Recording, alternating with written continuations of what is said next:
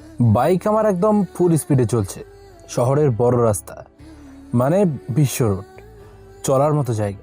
মাথার চুলগুলো বাতাসে উঠছে, কপালে রুমাল বাঁধা, শার্টের অর্ধেক বোতাম খোলা, হাতে আছে নানান ধরনের ব্যাজ। মনটা আছে ফুরফুরে, মুখে হাসি, তার সাথে একটু একটু পেছনে তাকানোর মজা। একদম যাকে বলে মস্তান। আমার বাইক চালানো দেখে রাস্তার মানুষ সবাই অবাক হচ্ছে, তবে কেউ কেউ অবাক হয় নাই, কারণ তারা জানে এটা আমার ডিউটি। মাঝে মধ্যে এমন করে বাইক চালাতে হয়। হ্যাঁ, আমি নিজে ইচ্ছে করে মজা পাওয়ার জন্য এত জোরে বাইক চালাচ্ছি না, আমি চালাতে বাধ্য আছি, কারণ আমার পেছনে পুলিশ, তিনটে গাড়ি আমায় ধাওয়া করেছে। আমিও হাই স্পিডে, আর পুলিশও হাই স্পিডে। আপনারা হয়তো ভাবছেন অযথা পুলিশ কেন তাড়াচ্ছে আমাকে। আরে ভাই, আমি যে পুলিশকে চাবি দিয়েছি। আমার নাম রকি, শহরের নাম করা চোর, কিন্তু ছোটোখাটো চুরি আমি করি না, একদম ভিআইপি স্টাইলে চুরি করি। বড় বড় ব্যাংক, অফিস এসবে আমি একটু দর্শন করে আসি। আজকে বেশি কিছু করিনি, শুধু শহরের নাম করা বিশাল বড় ব্যাংকে গিয়েছিলাম, তারপর ব্যাগ লোড করে রওনা হলাম, সাথে পুলিশ মামা চলে আসলো। তারপর বাকিটা আপনারা জানেন। বর্তমানে এখন আমি বাইকে দোলা খাচ্ছি। আসলে বাইকটাও আমার না, চুরির টাকা দিয়ে কেনা। এভাবেই চলছে আমার বাইক, মনে মনে খুব মজা নিচ্ছি। আজ পুলিশের বাবা আসলেও আমাকে ধরতে পারবে না। রকিকে ধরা এতটা সহজ নয়। যার নাম শুনলে শহরের সব চোরেরা কেঁপে ওঠে, কোনো ভালো মানুষ কাঁপে না। আসলে একটা ফার্সি আছে, ভালো মানুষের বন্ধু ভালো মানুষই হয়, আর চোরের বন্ধু চোর হয়। ব্যাপারটা এমনই। শহরের সব চোরেরা আমায় চেনে, আমায় সকলে ভাই বলে ডাকে। আমি একদিন ছ্যাঁচড়া চোর ছিলাম, কিন্তু বর্তমান আপডেট হয়েছি। এখন আমি ভিআইপি চোর। ছোটোখাটো চুরি করে সময় নষ্ট করি না, যেখানে বড় ধান্দা সেখানেই আমি সেরা। বাইকে বসে মনে মনে এসব ভাবছি আর গর্বে বুক ফোলাচ্ছি। এমন সময় কোথা থেকে ঠাডা পড়ে সামনে একটা পিচ্চি এসে হাজির হয়ে গেল। কি আর করার, হঠাৎ করে হাই ব্রেক ধরলাম, পেছনের চাকা চড়ে উঠল। গাড়ি ফুল স্পিডে থাকায় কন্ট্রোল করা মুশকিল হলো, ফলে গাড়ি একদিকে চলে গেল, আর আমি রাস্তায় পড়ে 3 হাত পিছলে পড়ে গেলাম। আর মাঝখানে পিছেটা কানে হাত দিয়ে চোখ বন্ধ করে দাঁড়িয়ে আছে। এদিকে আমার অবস্থার 12টা বেজে গেল। পিঠে টাকার ব্যাগ থাকায় তেমন আঘাত লাগলো না, কিন্তু পায়ের 14টা বেজে গেছে। প্যান্ট ছিঁড়ে ওখানকার মাংস বেরিয়ে গেল, সাথে সাথে রক্ত বেরোতে লাগলো। মুখের ডান পাশটা থেতা হয়ে গেল। এরকম ক্ষত আমার তেমন কিছু না। থু, মুখ থেকে থুতু ফেলে দাঁড়িয়ে গেলাম। পায়ে প্রচুর লেগেছে, ঠিকমতো দাঁড়াতেও পারছি না, তবুও ব্যাকা হয়ে দাঁড়িয়ে গেলাম। একটু হেঁটে পিচ্ছিটার কাছে আসলাম, ততক্ষণে চারিদিকে মানুষ ঘিরে ধরেছে। আমার দিকে কারো লক্ষ্য নেই।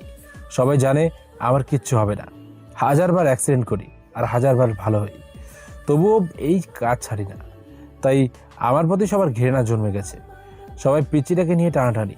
আমিও পিচ্ছির কাছে গেলাম, ওকে ধরে দাঁড় করিয়ে মাথা নেড়ে জিজ্ঞেস করলাম, তুমি ঠিক আছো তো সোনা? পিচ্ছিটা কোনো কথা না বলে আমার দিকে একদৃষ্টিতে তাকিয়ে আছে। মনে হচ্ছে আমার এমন অবস্থা দেখে তার খুব দয়া হচ্ছে, আর শালা আমার রাগ হচ্ছে। এত কষ্টে মালটা উসুল করলাম, পুরো 10 কোটি মাল ছিল। এখন সব সহ শ্বশুর বাড়িতে যেতে হবে।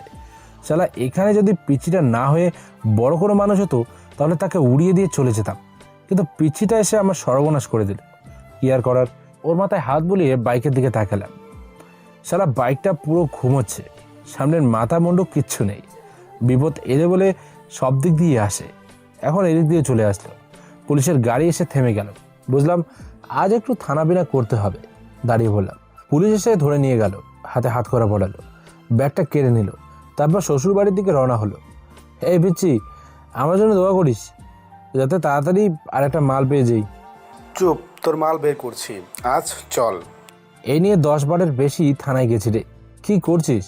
একটা চা বিস্কুটও তো খাওয়ালি না, কি ধরনের কিপ্টে রে তোরা? চুপ শালা, এই থানায় যেয়ে নাকি চা নাস্তা খাবে, চল খাওয়াচ্ছি তোকে। ওই একই আইটেম খেয়ে খেয়ে বোরিং রে, নতুন কিছু কর। তোকে আজ নতুন আইটেম দিব, চল। এই না হলো পুলিশ, একটা সিগারেট দে। কি বললি? সিগারেট চাইছি, তোর বউকে তো চাইনি। তুই কবে ভালো হবি বলতো? পুলিশের কাছে তুই সিগারেট চাস? তোর সাহস তো কম না। আমি তো আর পাবে গিয়ে জারিনকে নিয়ে শুয়ে থাকিনি। এই নে বাপ, তোর যত খুশি নিয়ে নে, তবুও মুখে তো তালা দে। এমনি তো আর বলে না, সোজা আঙুলে ঘি না উঠলে আঙুল বাঁকা করো।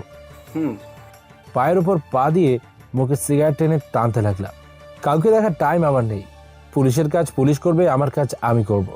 পুলিশ আমায় ধরবে, ওটা ওর কাজ। আর আমি বেরিয়ে এসে আবার চুরি করবো, এটা আমার কাজ। সো যেটা যার কাজ সেটা সে করবে। সিগারেট খেতে খেতে থানায় চলে আসলাম। গাড়ি থেকে নেমে ভেতরে গেলাম। এসে দেখি অফিসার বসে থেকে খাতা দেখছে। আমি হাত তুলে সালাম দিলাম। অফিসার আমার দিকে একবার তাকিয়ে মুখ ফিরিয়ে নিল। ও, নামটা বলতে তো ভুলে গেছি। ওর নাম জনি, ইন্সপেক্টর জনি। খুব নামি দামি একজন পুলিশ অফিসার। তার কাজ খুব ভালো, একজন সৎ পুলিশ। তার কাছে কোনো ঘুষ নেওয়া বা দেওয়া কাহিনী নেই। শহরের সব ক্রিমিনাল, চোর ডাকাত সবাই একে দেখে ভয় হিসু করে দেয়, কিন্তু আমি মোটেও ভয় করি না। আর বলতে গেলে সেও আমায় ভয় করে না। পুলিশ আমায় নিয়ে গিয়ে জেলের সামনে আসলো। দরজা ছোট, তাই একটু হেলতে হবে। এই হাল, আর চলে যা ভিতরে। ঝুঁকেঙ্গে নেই সালা। চুপ, যা ভিতরে। লাঠি দিয়ে পাছায় দিল বাড়ি। আমি এমনিতেই ভেতরে চলে গেলাম। তারপর ওরা গেটে তালা দিল। আমি ওখানে বসে পড়লাম। পাশে আরও একটি জেল আছে, সেখানে অনেক লোকজন আছে। তারপর একজন আছে, সেটা হলো মারুফ। মারুফ সে খুব বড় পরিবারের ছেলে তা নয়, সে আমাদের মতো গরিব পরিবারেরই ছেলে, কিন্তু সে ছিল প্রেম পাগল। যাকে দেখতো তাকেই ভালো লাগতো। তো এভাবে সে অনেক কষ্টে একটা প্রেম করে, আর অনেকদিন টিকেও।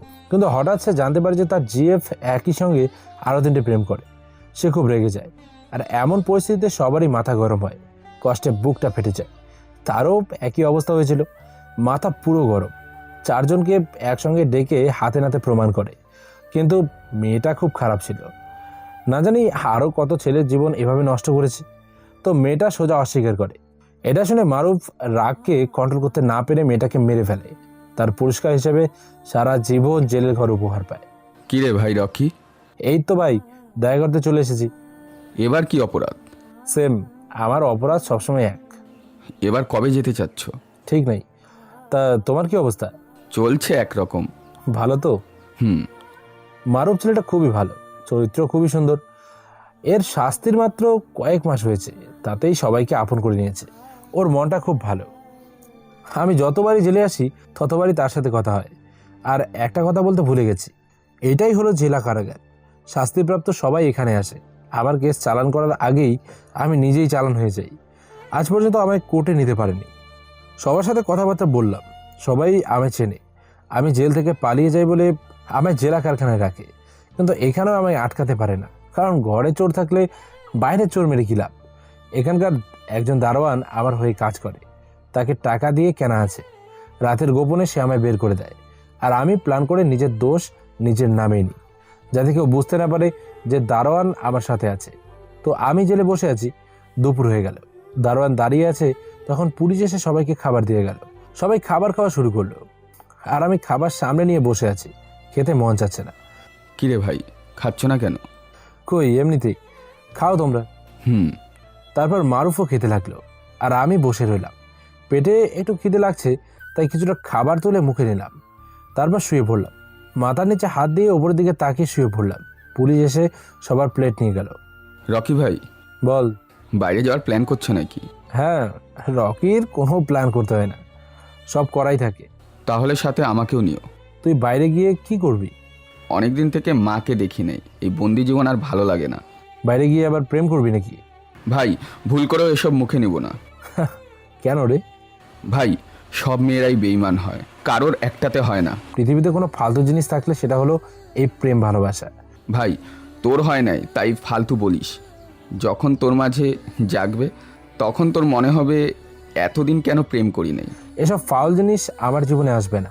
আসবে ভাই, আসবে। বললাম তো, এসবের কোনো জায়গা আমার জীবনে নেই। জায়গা থাকা লাগে না, হয়ে যায়। হতে দিলে তো হবে। ধুর, জগতের টেরা আমি। একদম সত্যি। তারপর আমি আর মারুফ গল্প করতে লাগলাম। তোমায় দেখে মনে হচ্ছে তুমি বাইরে যেতে চাও না। বাইরে গিয়ে কি করব? থাকার মতো জায়গা নেই, খাবার মতো কিচ্ছু নেই। তুমি একটা মানুষ যার আছে বলতে কিছুই নেই। হ্যাঁ, এই জন্যে জীবন নিয়ে খেলি। আমি আর মারুফ গল্প করছিলাম, এমন সময় দেখলাম সব পুলিশ কোথায় যেন যাচ্ছে। আমি দারুণকে জিজ্ঞেস করলাম। সে বলল আজ নাকি একটা বিশাল অনুষ্ঠান আছে, সেখানে অনেক দামি দামি জিনিসপত্র থাকবে, বড় বড় মানুষ আসবে, তাই তাদের সিকিউরিটির জন্য সব আর্মি পুলিশ সেখানে যাচ্ছে। শুনে খুব খুশি হলাম। এত দামি অনুষ্ঠান, অথচ আমি থাকবো না, কেমন যেন লাগছে। না, আমায় এখানে মানাচ্ছে না। চোর চোরের জায়গায় না থাকলে কি মানায়? তাই আমিও যাবার জন্য রেডি হলাম। এবার চোর যাবে অনুষ্ঠানে। ভাই সাথে আমায়ও নিও। তাহলে রেডি থেকো। ওকে। তারপর সব পুলিশ চলে যাবার পর আমি দারোয়ানকে ডাকলাম। সে আমাকে চাবি দিয়ে চলে গেল। আমি নিজে তালা খুলে বের হলাম আর মারুফকে নিলাম।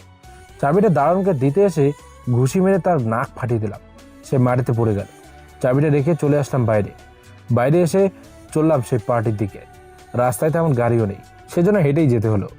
কোনো কথা নেই, হেঁটে চলে আসলাম। এসে দেখি সে এক বিশাল আয়োজন, মনে হচ্ছে ভিআইপি। নিশ্চয়ই কোনো বড় জিনিস নিয়ে এখানে কথা হবে, তাই চারপাশটা একটু টহল দিচ্ছিলাম। এর মধ্যেই কয়েকজনের কাছ থেকে চেন টাকা পয়সা হাতানো শেষ। কি করব, ছোট থেকে অভ্যস্ত। দামি কোনো জিনিস থাকলে আবার হাত থামে না। ভাই তোর হাতে কি? ওসব পুরনো অভ্যাস। বাবা ভাই, আমি তো টেরই পেলাম না।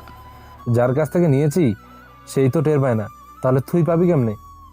ভাই তুমি তো জিনিয়াস, তোমায় নোবেল দেওয়া উচিত। চেপে যা। হুম। তারপর আরও একটু টহল দিলাম, মানে চারপাশে ঘুরে আসলাম। জায়গাটা খুব সুন্দর। তখন এই শহরের বিশাল বিজনেসম্যান দাঁড়িয়ে বক্তব্য দিতে লাগলো। আমি পাশে দাঁড়িয়ে গেলাম। তখন পেছন থেকে কে যেন আমার হাত ধরে নিল। তখন মনে হলো সব চুরি জিনিস তো হাতেই আছে, তাহলে কে আমার হাত ধরলো? পেছনে তাকিয়ে দেখি একটা পরী, থুকু না মানে সুন্দরী মেয়ে। চোখ দুটো ভারী মিষ্টি। চোখে চোখ পড়তেই যেন আমি পাগল হয়ে গেলাম। গোলাপ রাঙানো ঠোঁট, ঠোঁটের পাশে একটা তিল, শ্যামলা বরুণ চেহারা, চুলগুলো সুন্দর করে সাজিয়ে পেছনে খোপা করা আছে, আর পরনে আছে প্যান্ট, ইউনিফর্ম, মানে পুলিশের পোশাক। এটা দেখে তো আমার চোখ কপালে উঠে গেল। এখানে কিছুতেই ধরা খাওয়া যাবে না, মান সম্মানের ব্যাপার। ক্রাশের সামনে অপমান হতে নেই, এতে ভালোবাসা তৈরি হওয়ার আগে ঠাডা পড়ে। কিন্তু চুরি করা জিনিস তো তোমার হাতে। আমি চোখ বড় বড় করে তাকালাম। পুলিশ ম্যাডাম ভ্রু কুঁচকে তাকালো। এবার আমি মারুফের দিকে তাকলাম। মারুফ মুচকি হাসছে। সারা আমার বিপদ দিকে হাসছে। দাঁড়া, দেখাচ্ছি মজা। প্যান্টে হাতটা একটু ঘষে ম্যাডামের দিকে বাড়িয়ে দিলাম হাত। Hi madam, how are you? আমি হাত বাড়িয়ে দিচ্ছিলাম, ম্যাডাম লাঠি দিয়ে হাত নামাতে বললো। ভাবলাম প্রথমেই ছ্যাঁকা, কোনো ব্যাপার না, পরের বার ঠিক হয়ে যাবে। হাত নামিয়ে বললাম, ও সরি। আসলে ম্যাডাম হয়েছে কি, এই জিনিসপাতি তুই কই পেলি? সত্যি করে বল, নয়তো ডান্ডা মেরে ঠান্ডা করে দিব। আসলে ম্যাডাম, ভয় দেখাচ্ছেন কেন ম্যাডাম? আমি পুলিশকে খুব ভয় পাই। নে, আর দেখাবো না। আচ্ছা, বল কই পেলি? পেলাম কোথায়? সেটাই জানতে চাচ্ছি। আসলে আমি এটাকে চুরি করিনি, রক্ষা করছি। একটা লোক এসব নিয়ে পালাচ্ছিল, তখন আমি তাকে ধরে কেড়ে নিয়েছি। তারপর তুই রেখে দিলি? শিশি ম্যাডাম, ওসব বলেন না। তাহলে? আমি তাকে ফিরিয়ে দেওয়ার জন্য তাকে খুঁজছিলাম, কিন্তু পাচ্ছি না। মনে হচ্ছে খুব সমাজসেবক। জি ম্যাডাম। এবার ওসব দেন, নয়তো আপনাকেও কেসে দিয়ে দিব। ওকে, নিয়ে যান। হুম। আমি ওসব পুলিশ ম্যাডামের হাতে দিলাম। ম্যাডাম একটা হাসি দিয়ে চলে গেল। আহা, হাসিটা যে এত সুন্দর, মনে হচ্ছে মনের মধ্যে কাঁটা ফুটলো। ম্যাডাম চলে গেল। আমি বুকে হাত দিয়ে দাঁড়িয়ে গেলাম। ভাই এটা কি হলো? কোনটা? এই তো এটা। জানি না, তবে কেন জানি ওকে দেখে নিজেকে আর আটকাতে পারছিলাম না। ভাই তার মানে ফেসেছ? মানে? আমি বলেছিলাম না প্রেম সবার জীবনে আসে, তোমার জীবনে এন্ট্রি হয়ে গেছে। ধুর, এসব কি বলিস? আমার জীবনে কোনো প্রেম আসবে? এসে গেছে ভাই, কিন্তু একটা কথা বলো। কি? সিনিয়র জুনিয়র পুলিশের সাথে পুলিশ, আর্মির সাথে আর্মি, চোরের সাথে চোর, এসব মিল থাকে। এসব মিল থেকেই প্রেম হয়। আর আমি এতদিন তাই শুনেছি, কিন্তু চোর আর পুলিশের প্রেম কখনোই শুনি নাই। আমি পৃথিবীতে নতুন কাহিনী আবিষ্কার করব।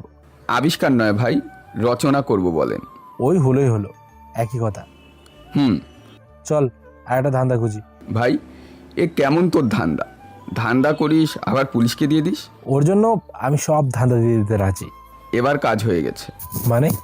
মনে হয় এবার তোর মাথায় প্রেম বসে গেছে। তাই নাকি? হ্যাঁ, খুব তো ঝাড়ি দিচ্ছিলি। এসব ফাউল জিনিসের জায়গা আর নেই আমার মনে। ওকে দেখে কেন জানি হয়ে গেল জায়গা। এবার ছাড়, চল নতুন করে শুরু কর। তুইও করবি নাকি ধান্দা? ভালো লাগলে করতে পারি। ওকে চল। তারপর আমরা দুজনে চলে গেলাম। আশেপাশে ঘুরতে ঘুরতে আবার ওই পুলিশ ম্যাডামকে দেখতে পেলাম। কথা বলার জন্য তো আমার মন ছটফট করছে। থাক, আমি আছি। না যাস না। কথা বলবো? থাক। একথা বলে আমি চলে গেলাম। মারুফ পেছন থেকে অনেক ডাকাডাকি করলো, কিন্তু আমি পেছনে না তাকিয়ে চলে আসলাম ম্যাডামের কাছে। হাই, আপনি? না মানে বলছিলাম, মালিককে কি পেয়েছেন? কিসের মালিক? ওই যে টাকা পয়সার মালিক। হ্যাঁ পাইছি, দিয়ে দিছি। আমায় দেখে কি চোর মনে হয়? চোর তো আমি নিজেই। কি? না মানে আমায় তো আপনি চোর ধরেছিলেন। ভুল করে ধরেছি, কিন্তু আমি তো জানতাম না আপনি এত ভালো মানুষ। জানলে আমায় ধরে নিয়ে যেতেন। মানে? মানে বলছিলাম, আপনি কি আমায় চেনেন? না, আসলে আমি আজকেই এই শহরে আসলাম, কিছু চিনি না। ও, ভালোই হয়েছে। জি। আস্তে আস্তে সব চিনে যাবেন, সমস্যা নেই। জি অবশ্যই। আমাকেও চিনে যাবেন। কেন, আপনি কোনো নামি দামি মানুষ? হ্যাঁ, পুলিশ নাকি? পুলিশের বাপ আমি। ওমা, পুলিশের বাপ? মানে আর্মি নাকি? আর আর্মি আর্মি আর্মি হ্যাঁ, আমি আর্মি। ও, ভালো তো। জি। আচ্ছা থাকেন, আমায় যেতে হবে। আচ্ছা যান। আপনিও তো আমাদের মাঝের, তাহলে চলেন। যান, আমি আসি। ওকে। পুলিশ ম্যাডাম চলে গেল। নিজেকে কেন জানি খুব বড় বড় মনে হচ্ছে। আর্মি আর্মি ভাব আসছে ভেতর থেকে। সোজা হয়ে দাঁড়িয়ে বাম হাত থুকুপ, ডান হাত তুলে স্যালুট করার চেষ্টা করলাম। পোড়া ভাবটাকে মারলাম। স্যালুট করে ধপাস করে মাটিতে পা ফেললাম। খুব জোরে পড়ায় কিছুটা ব্যথা লাগলো। আশেপাশে তাকিয়ে দেখলাম, কেউ দেখলো নাকি? না, কেউ দেখেনি। তার মানে আমি পুরো ফিট আছি। কেউ দেখলে মান সম্মান হারাতে হতো। ভাগ্যিস কেউ দেখেনি। শার্টের কলা ধরে উপরে তুলে ছেড়ে দিলাম। তারপর বুকে একটা ফু দিলাম। আর ডান পা বাড়তেই মারুফ এসে হাজির। ভাই ভাই, বাহ, তুমি তো ফাটিয়ে দিয়েছো। হ্যাঁ, তুই আমার কাহিনী দেখছিস নাকি? হ্যাঁ ভাই, সব দেখছি।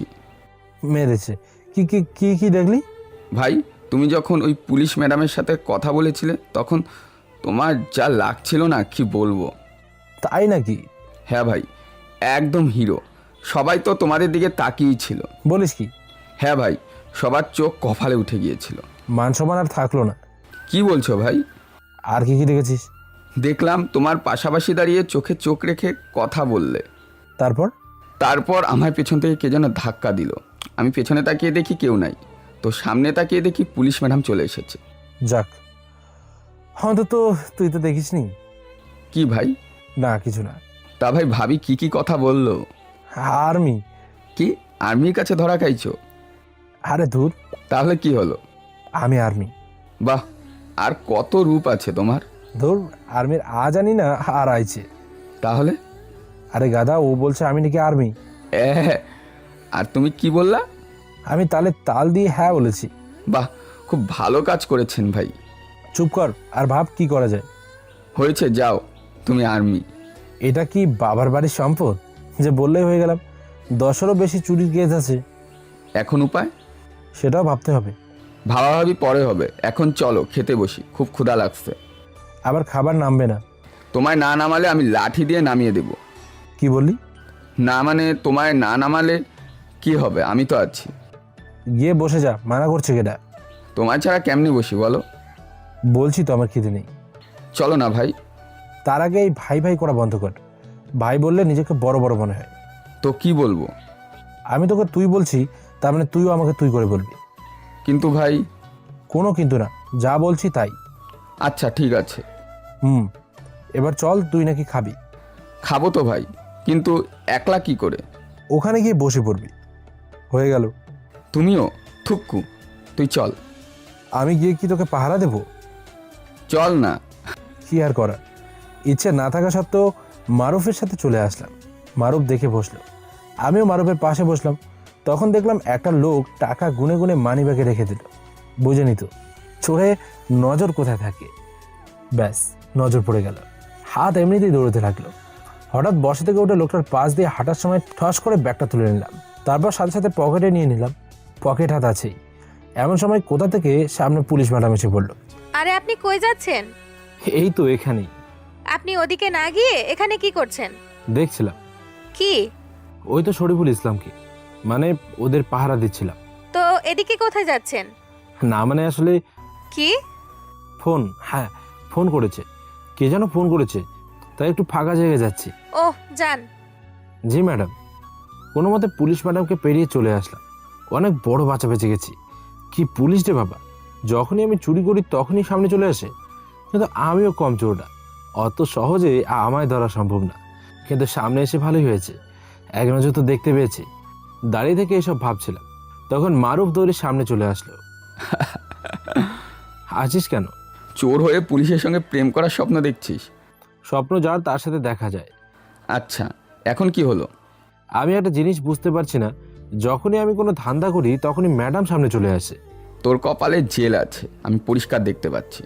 জেল থাক আর যাই থাক, আমি তো ওকে রাজি করাবই। সেটা তোর পক্ষে অসম্ভব। অসম্ভবকে আমি সম্ভব করব। সিনেমার ডায়লগ সবাই বলতে পারে, কিন্তু বাস্তব আর সিনেমা অনেক তফাৎ। বাদ দে, চল যা করছিলাম সেটা করি। তুই তো চুরি করছিলি। মান সম্মান রাখিস। তারপর আমি আর মারুফ আবার এসে খেতে বসলাম। খাওয়া দাওয়া করে কিছুক্ষণ ঘোরাঘুরি করলাম, তারপর রওনা হলাম বাসার দিকে। তুই থাকিস কোথায়? আমার একটা কুঁড়ে ঘর আছে, ওখানে থাকি। ও চল, আমিও ওখানে থাকবো। আমি আর মারুফ চলে আসলাম আমার সেই কুঁড়ে ঘরে, মানে ছোট ঘরে। এসে দরজার তালা খুলে ভেতরে গেলাম, আলো বাতি জ্বালিয়ে দিলাম, বিছানা পাতি ফেলে শুয়ে পড়লাম। মেয়েটা কতই না সুন্দর। Police madam? হয়, এর আগে অনেক মেয়ে দেখেছি, কিন্তু তার মতো কখনই দেখিনি। মিষ্টি মধুর কণ্ঠ। পুলিশের কণ্ঠ মিষ্টি নয়, তিতো হয়। মন চাচ্ছে এক্ষুনি গিয়ে ওকে তুলে নিয়ে আসি। কোথায় গিয়ে তুলে আনবি? ঠিকানা জানি না বলেই তো চুপ করে আছি। আর্মি যাত্রা নাকি? চুরি না করলে যার দিন চলে না সে নাকি আর্মি? ভাব নিচ্ছিস? না, সত্যি বলছি। এটা সত্যি না? তুই এত ঝাড়ি মারিস কেন বলতো?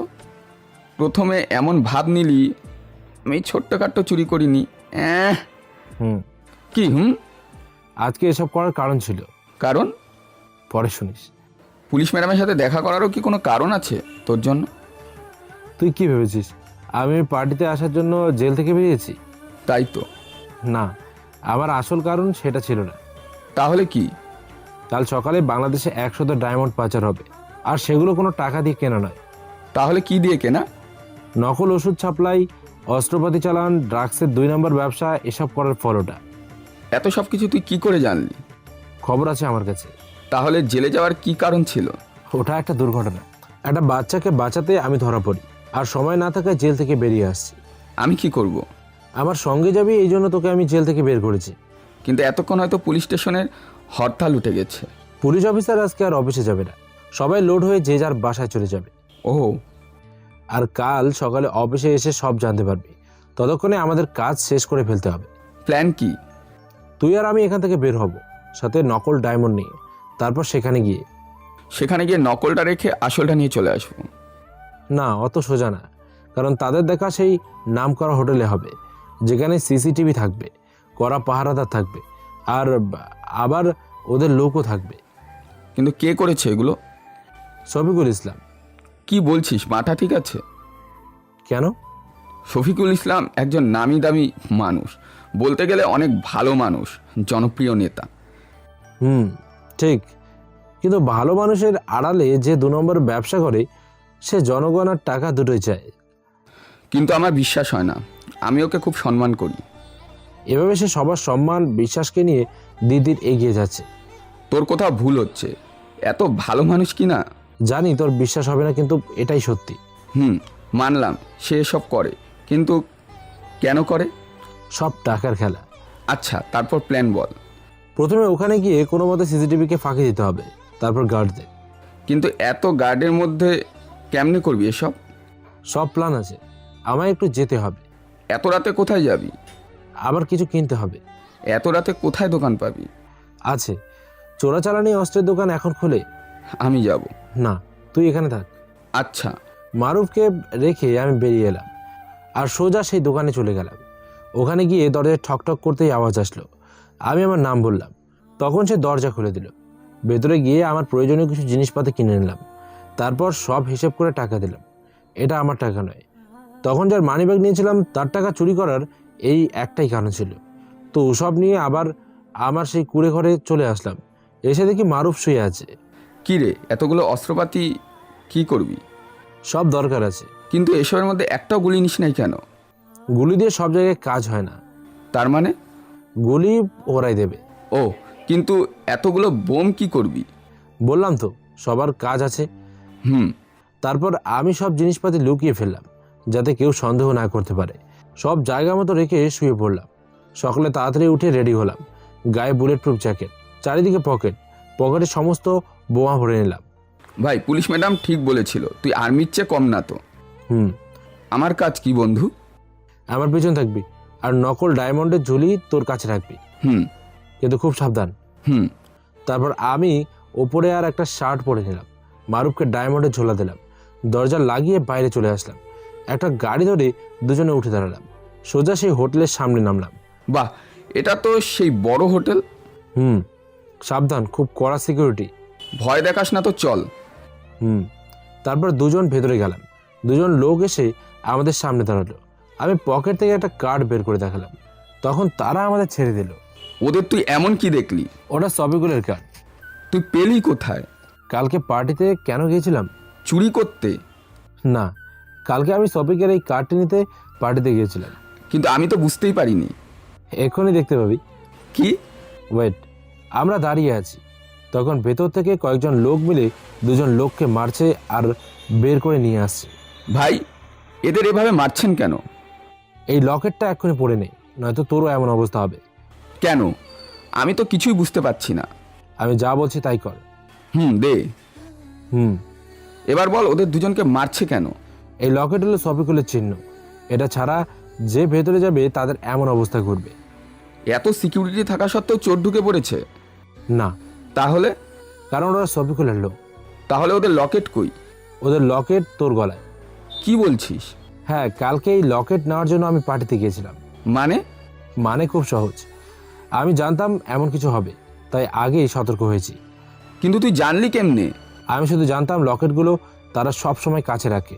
তাই একই লোকের দুই পকেটই মারলি? হ্যাঁ, ডান পকেটে ছিল না, তাই বাম পকেটে হাত দিই। তার মানে তুই ইচ্ছে করে পুলিশ ম্যাডামের হাতে ওসব দিয়ে দিয়েছিস? হুম, এবার আর কথা না বলে ভেতরে চল। ভাই, আমার মাথা ঘুরাচ্ছে। তুই এসব কি করে করলি? সব বুদ্ধির কারবারি। তোকে দেখে তো এমন মনে হয় না। থাক, সিনেমার ডায়লগ আর বললাম না। হুম এবার যাবি নাকি এখানেই পড়ে থাকবি? আচ্ছা, চল তাহলে। তারপর আমি আর মারুফ ভেতরে যেতে লাগলাম। চারিদিকে চোখ কান খোলা রাখছি, কেউ আমাদের সন্দেহ করছে নাকি।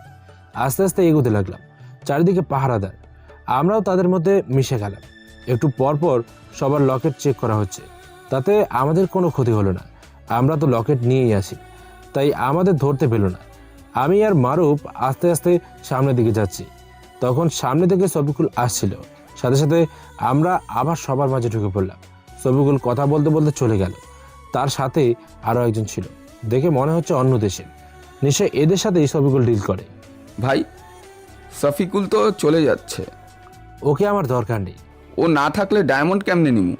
সব 2 নম্বর ব্যবসায়ীরা তাদের মাল সাথে সাথে নিয়ে যায়, কিন্তু সফিকুল তাদের থেকে আলাদা। সে কোনো প্রমাণ নিজের কাছে রাখে না।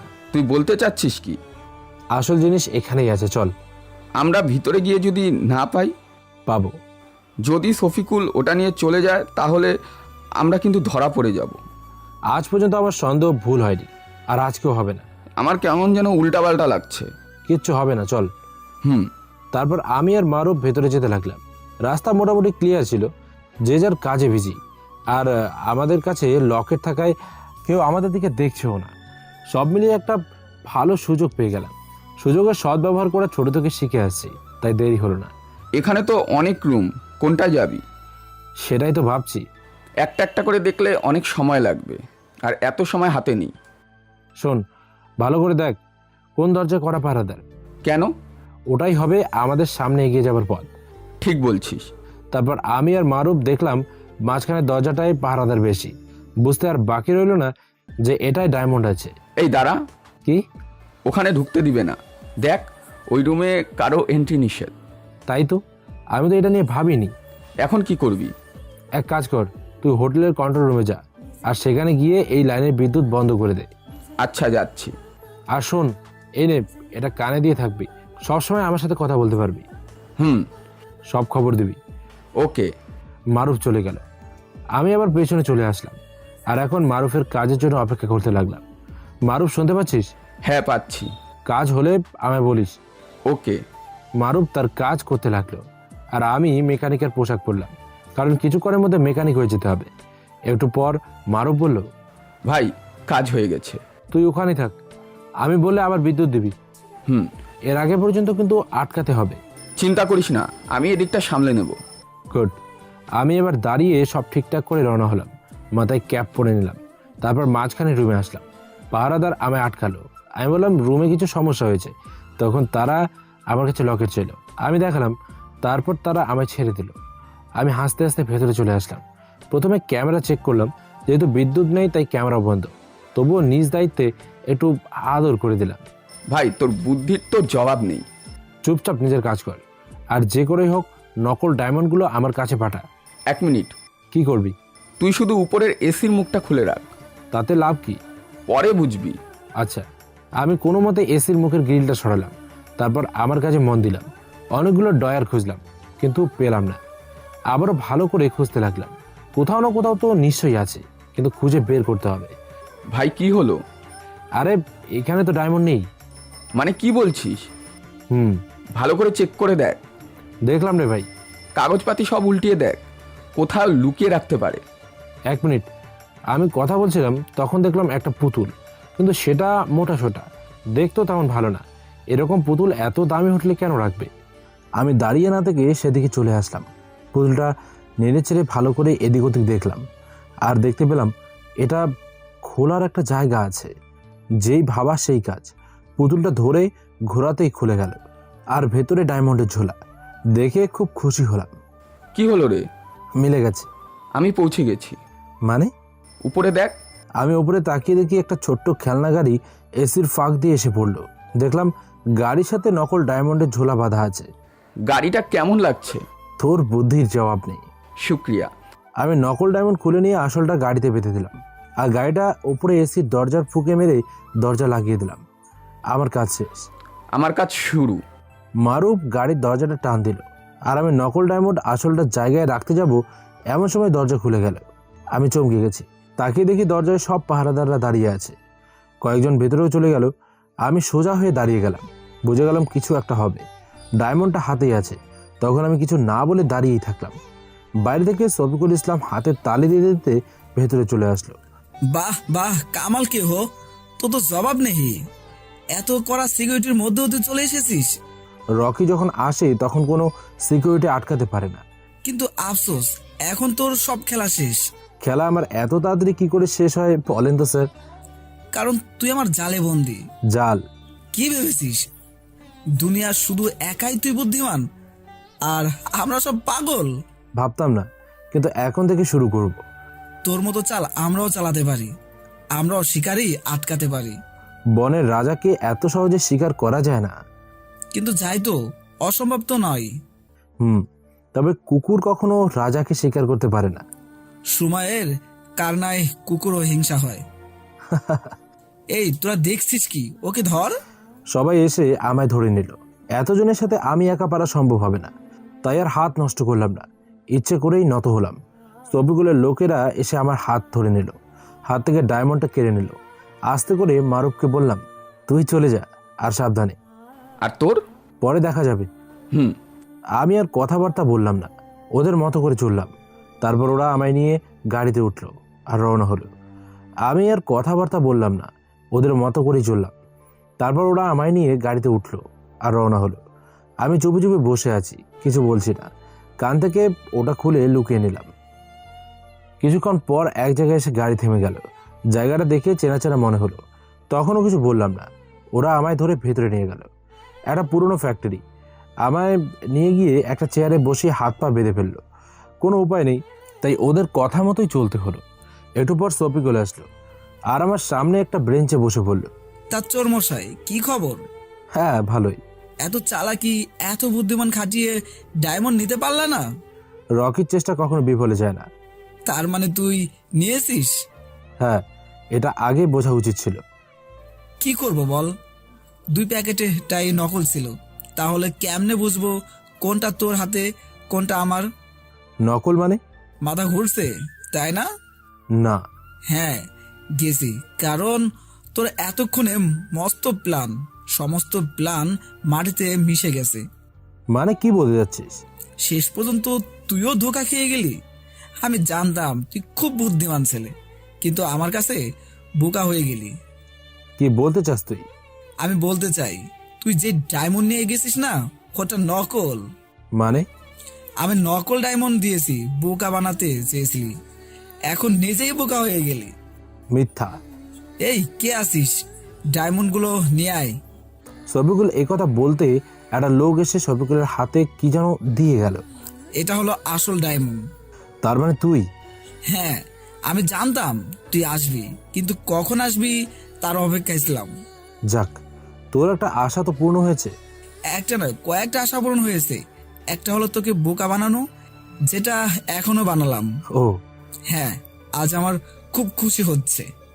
বেশি খুশি হয়ে লাভ নেই। রকিকে আটকাতে পারে এমন কোনো মানুষ নেই। মানতে হবে তোর সাহস আছে বটে। সাহস আছে বলেই তো একা ধান্দা করি। মানে হলো তোর সাহসের অভাব, তাই জন্য তুই এতগুলো মানুষ নিয়ে চলিস। এই, চিৎকার করে কোনো লাভ নেই। তুই জানিস তুই কার সাথে কথা বলছিস?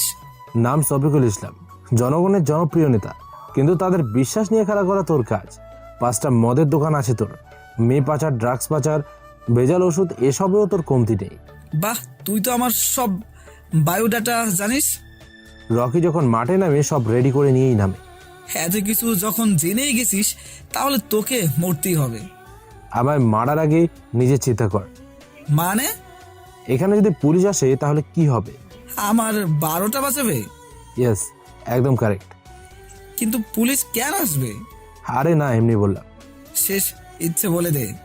আমার প্রথম ইচ্ছে হচ্ছে আমি এখান থেকে বেরিয়ে আমার পুলিশ ম্যাডামের সাথে দেখা করব।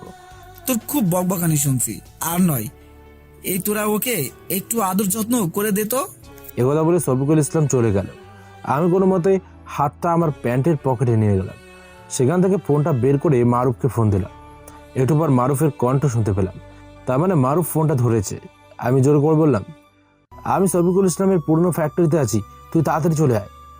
আবার পকেটে হাত দিয়ে ফোনটা কেটে দিলাম। ফোন দেওয়ার কারণ ছিল পুলিশকে এখানে নিমন্ত্রণ করা, কারণ আমি জেল থেকে পালিয়েছি। ফলে আমায় ধরার জন্য তারা হাজার চেষ্টা করছে। আমার কল রেকর্ড চেক করবে। আমার বিশ্বাস পুলিশ আমার সব কথা শুনেছে। এখন শুধু অপেক্ষার দিন, যে কোনো সময় পুলিশ চলে আসবে, আর পালানোর জন্য রেডি থাকতে হবে আমায়। এদিকে শফিকুলের লোকেরা আমায় মারতে শুরু করছে। তারা ইচ্ছে মতো আমি কেলাচ্ছে। আমার হাত পা বাঁধা থাকে, কিছু করতে পারছি না। এভাবে বেশ কিছুক্ষণ চলার পর আমি বেশ ক্লান্ত হয়ে পড়লাম। কিন্তু এদিকে পুলিশও আসে না, আর মারুফও আসে না। আমার 12টা বেজে যাচ্ছে। ঠিক এমন সময় বাইরে গাড়ির শব্দে কান ভেসে আসছে। বাইকে জোরে বলছে, রকি, আমরা তোমার চারিদিকে ঘিরে ফেলেছি, পালানোর চেষ্টা করে লাভ নেই। লাভ আছে কিনা সেটা আমি দেখে নেব। পুলিশের কণ্ঠ শুনে শফিকুলের লোকেরা ভয় পেয়ে গেল, আর এটাই আমি অস্ত্র হিসেবে ব্যবহার করলাম। আমার হাত পা বাঁধা ছিল, তাই চেয়ার নিয়ে উল্টি মেরে একটু সরে আসলাম। আর বুঝলাম আমরা একটু উপরে আছি, তাই ওখান থেকে নিচে লাফ দিলাম। ফলে চেয়ারটা ভেঙে গেল। তারপর মাটিতে পড়ে রইলাম। আর ওভাবে একটু এগিয়ে গিয়ে একটা ধারালো জিনিস পেলাম। বর্তমানে এটা দিয়ে কাজ চালাতে হবে। ওদিকে সবাই গোলাগুলি করা নিয়ে ব্যস্ত। আমি ওই ধারালো জিনিসটা হাতে রাখলাম। হাতটা আমার পেছনে থাকায় সুবিধা হচ্ছে না, তবুও হাল না ছেড়ে অনুমান করে হাতে ঘষা দিলাম। বাঁধন কেটে আমার হাতটা কেটে গেল। এরপর 2 হাত দিয়ে পায়ের বাঁধনটা খুলে দিলাম, আর ওখান থেকে উঠে পাশে এসে লুকিয়ে গেলাম। বেশ কিছুক্ষণ এরপর গোলাগুলি চলল। এক পর্যায়ে শফিকুলের লোকেরা পালিয়ে চলে গেল। এবার পুলিশ ভালো করে সার্চ করতে লাগলো। উপরওয়ালাকে ডাকা ছাড়া আমার আর কোনো রাস্তা নেই। বসে থেকে উপরওয়ালাকে ডাকছি, তখন দেখলাম পুলিশেরা আমায় খুঁজছে। আমার পালানোর মতো শক্তি আর নেই। মুখ থেকে রক্ত পড়ছে, কপাল দিয়ে রক্ত পড়ছে। আর পারলাম না, ওখানেই অজ্ঞান হয়ে গেলাম। তারপর আর কিছু মনে নেই। অনেকক্ষণ পর চোখের ওপর পানি পড়তে জ্ঞান ফিরল। চোখ খুলি তো আমি অবাক। চোখের সামনে আমার পুলিশ ম্যাডাম। আমার মন চাচ্ছে তাকে জড়িয়ে ধরি। মনে হচ্ছে আমি স্বপ্ন দেখছি, আর স্বপ্নে যা কিছু করা যায় জড়িয়ে ধরলে কোনো সমস্যা নেই। কেবল জড়িয়ে ধরতে যাব, তখন পাশ থেকে একজন পুলিশ কথা বলল। ভাবলাম স্বপ্নে এই শালা কেন, নিশ্চয়ই আমায় ডিস্টার্ব করতে এসছে। এই, কোথায় হারালি? স্বপ্নে? কাকে নিয়ে? চোখের সামনে যাকে এমন দেখছি তাকে নিয়ে। এই, I am sorry madam. Army পুলিশের বাপ। আসলে কি ম্যাডাম? চুপ, আর একটাও কথা বলবি না। ওকে। চোর একটা। প্রথমে তো তোর কথা আমি বিশ্বাস করেছিলাম, তারপর অফিসে এসে সব আর্মির ডেটা দেখি, কিন্তু তোকে পায় না। আমার বাপ দাদার কোনোদিন আর্মি ছিল না, তাহলে পাবেন কেমনে ম্যাডাম? চিটার। তারপর আমি সব ক্রিমিনালের ফাইল খুলি, খুলতেই তোর ফাইল পাই। আমি তো বলেছিলাম খুব তাড়াতাড়ি চিনে যাবেন। তোদের মতো অনেক চোরকে শায়েস্তা করছি। আপনিও তো চোর। কি বললি? আমি চোর? হ্যাঁ অবশ্যই। আমি কি চুরি করছি বল? আমার মন চুরি করেছেন প্রথম দিনে। কি? জি হ্যাঁ, কাউকে না বলে কিছু নেওয়া মানেই তো চুরি।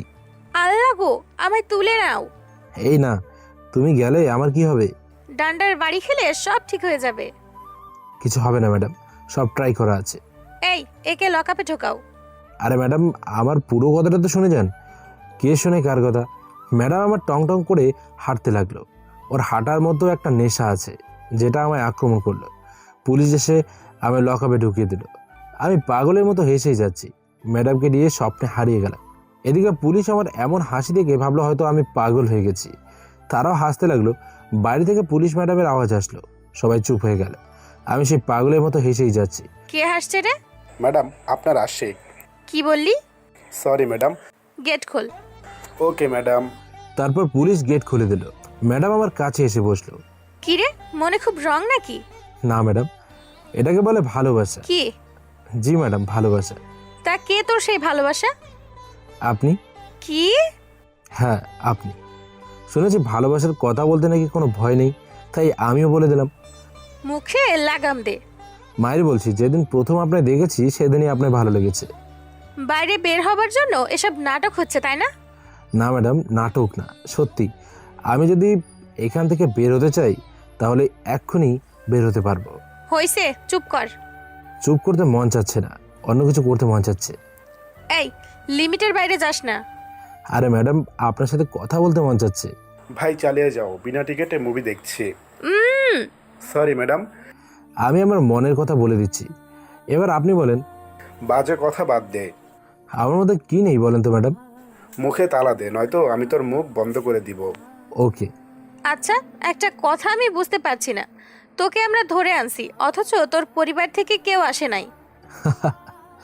আরে ম্যাডাম, পরিবার থাকলে তো আসবে। মানে? আমার জীবনে শুধু এইটুকুই নেই, পরিবার, পরিবারের আদর, ভালোবাসা, শাসন। Oh sorry. আর ম্যাডাম, ওদের সময় শেষ, তাই টপকে গেছে। এত দুঃখের কি আছে? তুই চুরি করিস কেন? তো কি করবো ম্যাডাম, পৃথিবীতে যার টাকা নেই তার কিচ্ছু নেই। ভুল, টাকা ছাড়াও দুনিয়াতে অনেক কিছু আছে। না, কিচ্ছু নেই, সব কিছুতেই আজ টাকা ভরো। তোর এসব ভুল ধারণা বাদ দে, আর চুরি করা বন্ধ কর, ভালো হয়ে যা। যে পিতামাতা জন্ম দিয়ে এই দায়িত্ব শেষ করে দিয়েছে, আজ তাদের জন্য আমি চোর। তাদের জন্য নয়, কারণ তারা আর ইচ্ছে করে তো তোকে একা ছেড়ে যায় নাই। এরকম করে ম্যাডামের সাথে আরও কিছু কথা বললাম। কিছুক্ষণের মধ্যে বেশ ফ্রি হয়ে গেলাম, অনেক কাছাকাছি চলে আসলাম। মনের কথাগুলো শেয়ার করলাম, সেও করলো। কিন্তু দুঃখের বিষয় হলো এখনও তার নাম শুনতে পারিনি। ভয়ে ভয়ে জিজ্ঞেস করলাম, ম্যাডাম একটা কথা বলবো? বল। আপনার নাম কি? নাম শুনে কাম কি? না মানে এমনি আর কি শুনতাম। শুনতে হবে না। কেউ যদি বলে তুই যাকে ভালোবাসিস তার নাম কি, তাহলে আমি কি বলবো? ভালোবাসিস অথচ নাম জানিস না, এটা আবার কেমন ভালোবাসা? সেম সেম, এই কথাই বলবো। তোর সাথে ফালতু টাইম লস করার দরকার নাই। আরে ম্যাডাম, এটাকে টাইম লস বলে না, এটাকে প্রেম বলে, প্রেম। আমায় যেতে হবে। কোথায় যাবেন? তুই আমার কে যে বলতে হবে? বিএফ আর হবু বর। ওরে আমার হবু বর রে। হয়। সরেনতে। একথা বলে ম্যাডাম চলে গেল। আমি আবুলের মতো হা হয়ে আছি, কি বলবো বুঝতে পারলাম না। ম্যাডাম যাবার পর আমি দারুণকে জিজ্ঞেস করলাম। সে বলল আজ নাকি শফিকুলের পার্টি আছে, সেখানে যাচ্ছি। শফিকুলের পার্টির কথা শুনে বেশ অবাক হলাম। তারপর দারুণকে ডেকে আমি বের হলাম। সেখান থেকে সোজা শফিকুলের লোকেশন বরাবর চলে গেলাম। এসে দেখে বিশাল পার্টির আয়োজন করছে। আমি মুখটা বেঁধে ভেতরে ঢুকলাম। গেটে আসতে দেখে শফিকুলের লোকেরা দাঁড়িয়ে আছে, এমনভাবে দাঁড়িয়ে আছে যেন তারাও এক বিশাল বিজনেসম্যান। আমি মুখ দেখেই চিনতে পারলাম তারা শফিকুলের লোক। আমি ভেতরে চলে গেলাম। আসলে এখানে আসার আমার একমাত্র লক্ষ্য হলো ডায়মন্ড নিতে আমার এখানে আসা। আমার বিশ্বাস শফিকুল এখানে ডায়মন্ড রেখেছে, কারণ এটা শফিকুলের পছন্দের ফ্ল্যাট। আমি এদিক ওদিক দেখতে দেখতে ভেতরে গেলাম। ভেতরে আসতে দেখি শফিকুল তার বন্ধু বান্ধবদের নিয়ে ব্যস্ত। এটাই মেন সুযোগ, এটাকে আর হাতছাড়া করা যাবে না। সুযোগের সদ্ব্যবহার করতে হবে। যে করেই হোক আজকে এই ডায়মন্ড নিতেই হবে। আজকে আর ভুল করলে চলবে না, প্ল্যান করে কাজ করতে হবে। আমি এক পা করে সামনে এগোতে লাগলাম। সবাই সবার কাজ নিয়ে ব্যস্ত, আর আমিও আমার কাজ নিয়ে ব্যস্ত। যেখানে পার্টি হচ্ছে আমি সেখানে চলে আসলাম। সবাই আনন্দ করছে, আমি ভেতর দিকে যাব। এমন সময় ফোনটা বেজে উঠলো। ফোনটা হাতে নিয়ে দেখি জাকির হোসেনের ফোন। দেখেই বুকটা কেঁপে উঠলো। ফোনটা রিসিভ করলাম। হ্যালো। কি রে অনেক, তোর কথার কি দাম আছে? হ্যাঁ, আমার কথার দাম আছে। আমি যত তাড়াতাড়ি পারি আপনার সাথে দেখা করব। মনে রাখিস, ডায়মন্ড না পেলে কিন্তু ওই জায়গাটাও পাবি না, আর এতিম সব ছেলেমেয়েরা মরবে। না না, আমি নিয়ে যাব ডায়মন্ড। এই তো ভালো ছেলে। আমার দলিল রেডি রেখো। রেডি আছে? আমিও রেডি আছি। তাড়াতাড়ি চলে আয়, আমরা আর তর্স হয়েছে না। ফোনটা কেটে পকেটে নিলাম। ভাবছি ডায়মন্ড কোথায় পাবো। ওটা না পেলে এতগুলো এতিম ছেলেমেয়ের জীবন যাবে। আমাকে পেতেই হবে, যে করেই হোক পেতেই হবে। হাল ছাড়লে চলবে না। এটা ভেবে আবার সামনে এগোতে লাগলাম। এসে চারিদিক তন্ন তন্ন করে খুঁজলাম, কিন্তু ডায়মন্ড চোখে পড়ল না। এবার শেষ সময় চলে আসছিলাম, তখন জানলা দিয়ে দেখলাম রুমের ভেতর কে যেন দৌড়াদৌড়ি করছে। এই পার্টির সময় রুমের মধ্যে কে দৌড়াবে? বিষয়টা আমার সন্দেহজনক লাগলো, তাই কাছে চলে গেলাম। কাছে আসতেই মেয়ের কণ্ঠ পেলাম। মেয়ের কণ্ঠ ভেসে আসছে, বাঁচাও বাঁচাও। বুঝতে আর বাকি রইল না যে শফিকুল এখন হিংস্র পশু হয়ে গেছে। আমি ভাবলাম ওর কাজ ও করবে, আর আমার কাজ আমি করি। এমনিতেও আজকালকার মেয়েরা টাকার বিনিময়ে দাদাকেও বর বানাতে পারে, কোনো সমস্যা হয় না। আমি এসব ভেবে চলে যাচ্ছিলাম, কিন্তু মন বলছে একবার মেয়েটাকে দেখি। কণ্ঠটা খুব চেনা চেনা লাগছে। মনের কথাকে সায় দিয়ে জানালা দিয়ে উকি দিলাম, আর যেটা দেখলাম তাতে তো আমার মাথা ঘুরে গেল। মেয়েটা আর কেউ না, মেয়েটা হলো আমার পুলিশ ম্যাডাম। মাথার ওপর যেন আকাশ ভেঙে পড়ল। ম্যাডাম খাটের ওপর আছে, আর তাকে শক্ত করে ধরে তার ইজ্জত নেওয়ার চেষ্টা চালাচ্ছে শফিকুল। কিন্তু ম্যাডাম মাথাটা বারবার নাড়ানোর জন্য শফিকুল সুযোগ পাচ্ছে না। এমনিতেও ম্যাডাম ছিল বেশ শক্তিশালী, কিন্তু একজন পুরুষের চেয়ে কম। এটা দেখে আমার মাথা গরম হয়ে গেল। সঙ্গে সঙ্গে এক লাথি দিয়ে দরজা খুলে ফেললাম। শফিকুল চমকে গিয়ে উঠে দাঁড়ালো। ম্যাডাম আমার দিকে তাকিয়ে চোখ দিয়ে পানি ফেললো। শফিকুলকে কোনো কথা বলতে না দিয়ে ওর নাক বরাবর দিলাম এক খুশি। শফিকুল চমকে গিয়ে উঠে দাঁড়ালো। ম্যাডাম আমার দিকে তাকিয়ে চোখ দিয়ে পানি ফেললো। শফিকুলকে কোনো কথা বলতে না দিয়ে ওর নাক বরাবর দিলাম এক খুশি। সহ্য করতে না পেরে নাক ধরে বসে পড়লো। আমি ম্যাডামের দিকে তাকালাম। শালা শফিকুল জানোয়ারের মতো তাকে আক্রমণ করছে, ফলে জামা কাপড় ছিঁড়ে গেছে। আমি আমার শার্ট খুলে ম্যাডামকে দিলাম। ম্যাডাম চোখ ভরা পানি নিয়ে আমার শার্ট পরে নিল, আর আমি শফিকুলকে তুলে আচ্ছা মতো ধোলাই করতে লাগলাম। এক পর্যায়ে শফিকুল আধমরা হয়ে গেল। এবার তার লোকেরা কেমন করে যেন টের পেয়ে গেল। এতগুলো লোকের সাথে টক্কর দেওয়া আমার পক্ষে সম্ভব না, তাই ম্যাডামের হাত ধরে দৌড় দিলাম। দৌড়ে এসে গাড়িতে বসেই দিলাম টান। ম্যাডাম আমার দিকে তাকিয়ে আছে, কিছু একটা বলতে যাচ্ছে কিন্তু বলছে না। আমিও কিছু বললাম না, চুপচাপ হয়েই রাস্তা পার করলাম। আপনার ঠিকানা বলেন। 104 নম্বর বাসা। ওকে। আমি ঠিকানা অনুযায়ী গাড়ি নিয়ে পৌঁছে গেলাম। বাড়ির সামনে এসে ব্রেক করলাম। ম্যাডাম নিচের দিকে তাকিয়ে আছে, কিছু বলছে না। আমিও বললাম না। ম্যাডাম আমি যাই। ধন্যবাদ। ওয়েলকাম। ম্যাডাম গাড়ি থেকে নেমে চলে গেল। দেখে মনে হচ্ছে খুব বড় শক লেগেছে। সে হয়তো ভাবতেও পারেনি তার উপর এমন আক্রমণ হবে। আমি আর ওখানে থাকলাম না, বাইরে চলে আসলাম। তবে গাড়ি ওখানেই রেখে হাঁটতে হাঁটতে রাস্তায় আসলাম। ওখান থেকে বাসার দিকে রওনা হলাম। মাথায় একটা চিন্তা ঘুরপাক খাচ্ছে, ডায়মন্ড কোথায় পাবো? ডায়মন্ড না পেলে জাকির সব শেষ করে দেবে। আজ থেকে অনেক দিন আগের দিনের কথা। তখন আমি এক সাধারণ চোর ছিলাম। ছোটোখাটো চুরি করতাম, অন্যের মানি ব্যাগ, গলার চেন, টাকা পয়সা এসব চুরি করতাম। হঠাৎ একদিন আমি রাস্তায় পকেট মেরে নিয়ে মনের আনন্দে হাঁটছিলাম। তখন দেখলাম একটা ছোট্ট ছেলে রাস্তায় বসে কান্না করছে। বয়স খুব অল্প, দেখে একটু দয়া হলো, তাই হেঁটে তার কাছে গেলাম আর জিজ্ঞেস করলাম কি হয়েছে তার, কেন সে কান্নাকাটি করছে। উত্তরে আমি জানতে পারলাম তার ছোট একটা বোন আছে। কয়েকদিন হলো তার নাকি খুব অসুখ, ঠিকমতো খায় না দায় না, বিছানা থেকে উঠতেও পারে না, একদম খারাপ অবস্থা। ছেলেটা আমায় এসব কথা বলছিল আর কান্না করছিল। কেঁদো না ভাই, তোমার কি বাবা মা নেই? না, আমার বাবা অনেক আগেই মারা গেছে। বোন নিয়ে আমি থাকি। তোমার সাথে কি কোনো বড় মানুষ নেই? না মানে আমাদের মতো বড় মানুষ? হ্যাঁ আছে তো। এই নাও টাকা, আর তাকে দিয়ে বলো সে যেন তোমার বোনের চিকিৎসা করে। সেটা কিছু একটা বলতে চেয়েও থমকে গেল। আমি আর কিছু বললাম না। টাকাটা ওর হাতে দিয়ে আমি বাসায় চলে আসলাম। ধান্দা আজ আমার ভালোই হয়েছে, কিন্তু টাকা রাখার জায়গা পাচ্ছিলাম না। মনে হচ্ছিল আমি এক বিশাল জিনিস নিয়ে টেনশনে আছি।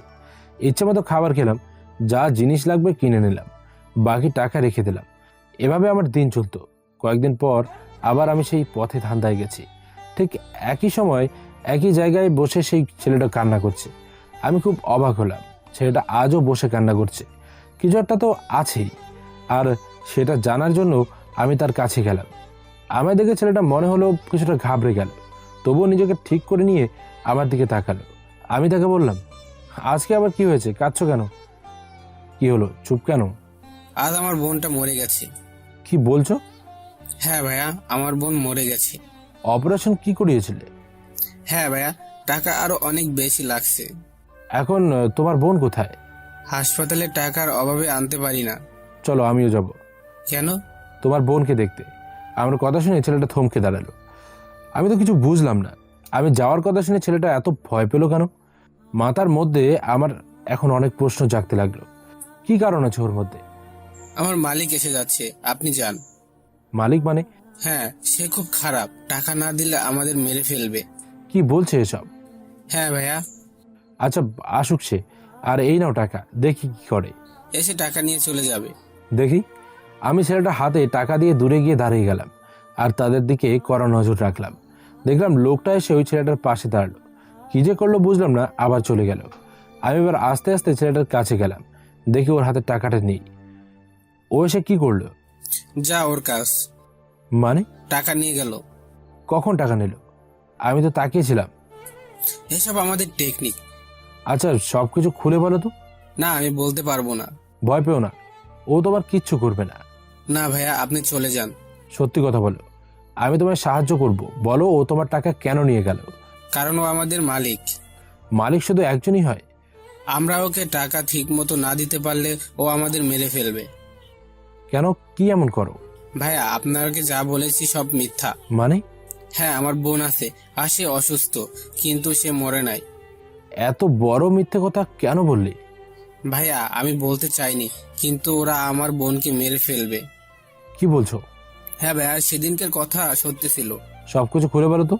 যে লোক টাকা নিয়ে গেল তার নাম জাকির। এই শহরের নামি দামি লোকেদের মধ্যে একজন। তারপর? এই জাকির খুব লোভী, এতিম ছেলে মেয়েদের ভুলিয়ে ভালিয়ে এখানে নিয়ে আসে আর রাস্তায় ভিক্ষা করতে পাঠায়। এটুকু ছেলে মেয়েদের থেকে ভিক্ষা করতে নিয়ে তার কি একটু দয়া হয় না? না ভাই, সে একজন পাষাণ, অকারণে আমাদের ধরে মারে। এ কি মানুষ? আমার দুই বোনকে সে এখানে নিয়ে আসে আর ভিক্ষা করতে লাগিয়ে দেয়। আজ কয়েকদিন হলো আমাদের ছোট বোন অসুস্থ আর সেজন্য আসতে পারে না। তার জন্য জাকির আমাকে বকা দিত, মারতো, এমনকি আমার অসুস্থ বোনটাকেও ছাড়তো না। তারপর কালকে সকালে জাকির আমার বোনকে আর আমায় অনেক মারে। আমি মনের দুঃখে এখানে বসে বসে কান্না করছিলাম, আর তখনই আপনি আসলেন। হ্যাঁ, আমি তো তোমায় টাকা দিয়েছিলাম। হ্যাঁ ভাইয়া, আমি ভাবছি ওই টাকা দিয়ে আমার বোনের চিকিৎসা করব, কিন্তু ওখানে যেতেই টাকার কথা জাকির জেনে যায় আর আমার কাছ থেকে টাকাগুলো কেড়ে নেয়। ছি, মানুষ এত নিচে নামতে পারে? শুধু তাই নয় ভাইয়া, সেদিনের পর থেকে আমাকে বলেছে আমি যেন আমার বোনের নামে মিথ্যা মিথ্যা বলে টাকা নেই।